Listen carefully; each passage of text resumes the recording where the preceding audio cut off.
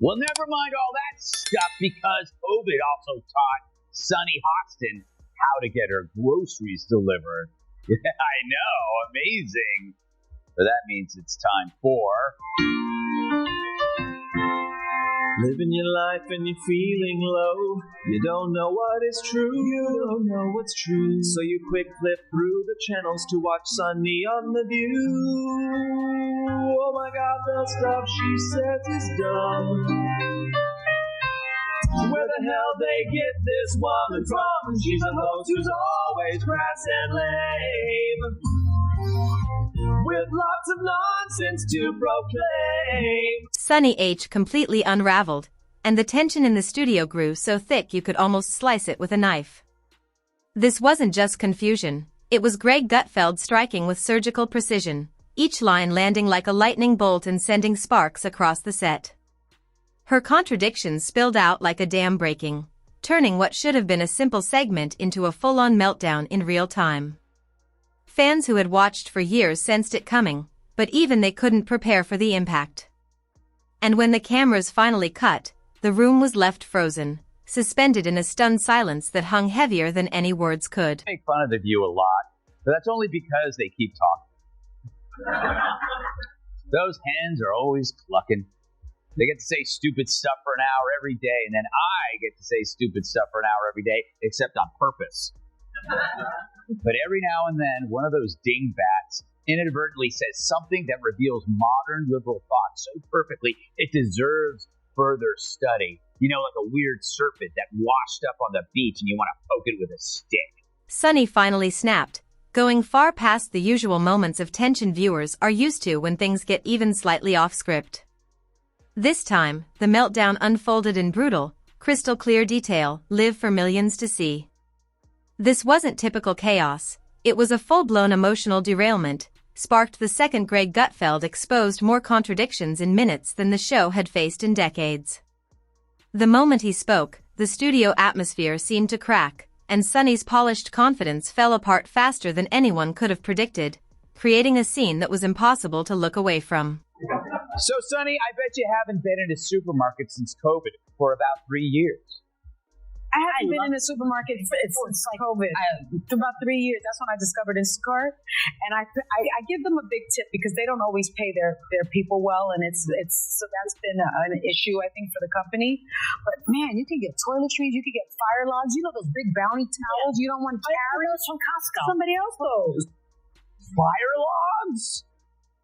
She had to tell the audience that she tips big because even she knows she sounds insufferable.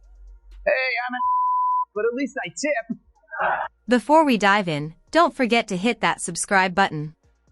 The episode started like so many others on The View, with smiles ready, agreement expected, and the room humming with that familiar approval loop.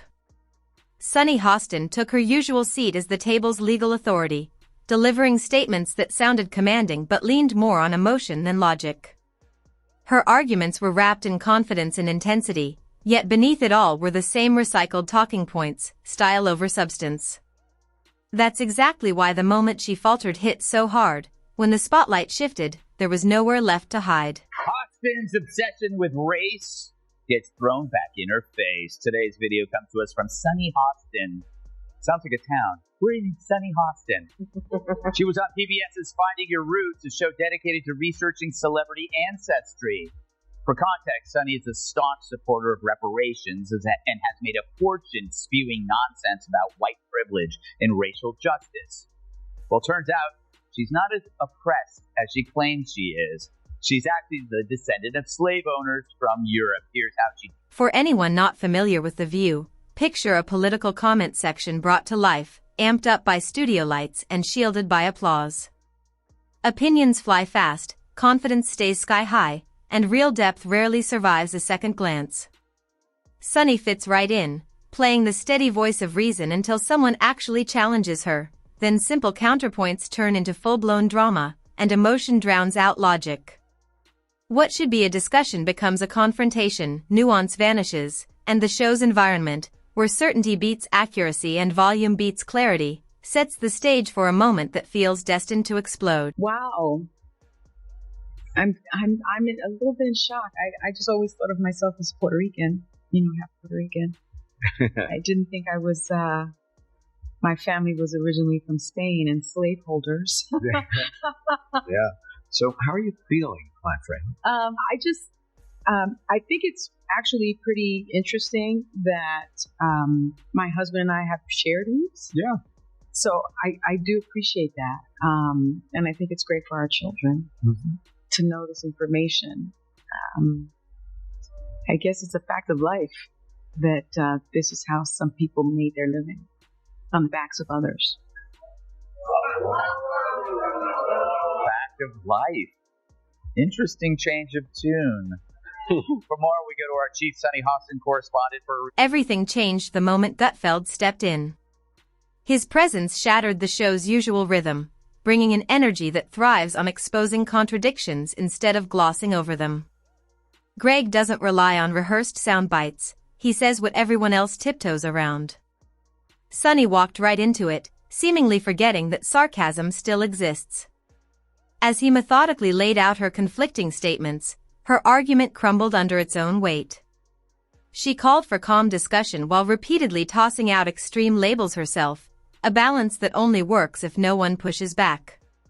But Greg didn't stop. He kept pulling examples with relentless precision, showing how outrage magically turns into context whenever her favored figures are involved. With every point, the pressure mounted, and contradictions that had long flown under the radar became impossible to defend. I'm going to milk this till the end of time. You're right. Anytime she says something stupid, I'm going to go, slave owner! Kat, I just watched that. That's the second time I've watched that. She was tipped off beforehand, right? Because they had to tell her before, so she had time to regroup. They wouldn't just surprise. You think? No? I don't know. I feel like she could maybe done better. Greg Gutfeld laid it all out with calm, relentless precision, showing how Sunny's outrage seems to flip on and off depending on who's speaking. The moment a conservative challenges her, fury ignites instantly, but when an ally stumbles on basic principles or twists the Constitution, that same fury disappears, replaced with excuses and vague justifications. The contrast was crystal clear, and Greg didn't even need to raise his voice. He simply let the pattern speak for itself. Sunny has often demanded accountability from others while shielding those she agrees with, a double standard so predictable it's almost comical. She calls for investigations over old statements when it suits her, yet fiercely defends politicians who struggle to navigate basic ethical lines. As Greg methodically pointed it all out, the segment stopped feeling like a debate and started feeling like a live unmasking of contradictions, and the audience responded exactly as expected, cheering not because the argument was necessarily disproven, but because the exposure felt undeniable. I think that women, white women in particular, want to protect this patriarchy here because it's to their benefit. Yeah. They want to make sure that their husbands do well. They want to make sure that their sons do well. They want to make sure that their children do well. And they want to make sure that they do well. Most of the women in some of these studies are married white women, and they do fall in line with what their husbands are doing. Is people have to wonder, where does Sunny Hostin get her opinions? Yeah. Like you said, it's obviously from her husband. She has to tell her what to say in The View, because without it, she's got nothing of it. But in that studio, loyalty often trumps logic. Gutfeld could have laid out an entire timeline of Sunny's past statements side by side, and the reaction likely would have been the same dismissal wrapped in moral superiority. Sunny Hostin, who spent years confidently judging millions from her ABC chair, suddenly cracked when someone highlighted how often her own words contradicted each other.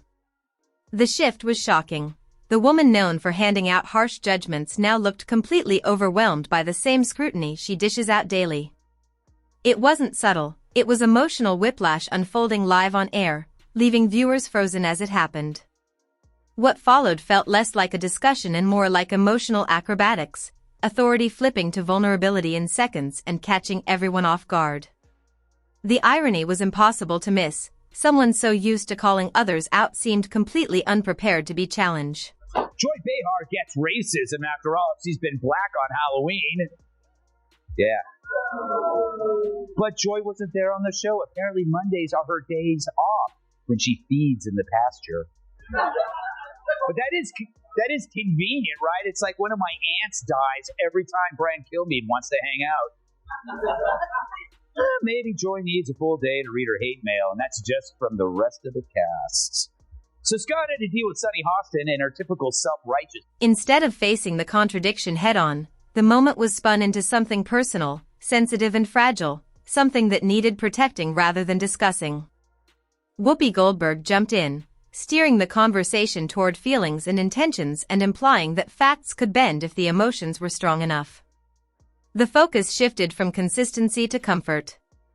Off-camera, producers reportedly treated Sunny's breakdown like a crisis rather than what it really was, a public figure struggling under accountability. This wasn't a personal attack, it was a challenge to logic. Yet the reaction made it clear that criticism itself had become off-limits. For viewers, the contrast was glaring. Sunny, who spent years delivering public criticism without flinching, suddenly found herself on the receiving end, unraveling Liv in a way that couldn't be ignored. And the moment exploded online because Greg Gutfeld did what no one at that table seemed to expect, he said the quiet part out loud.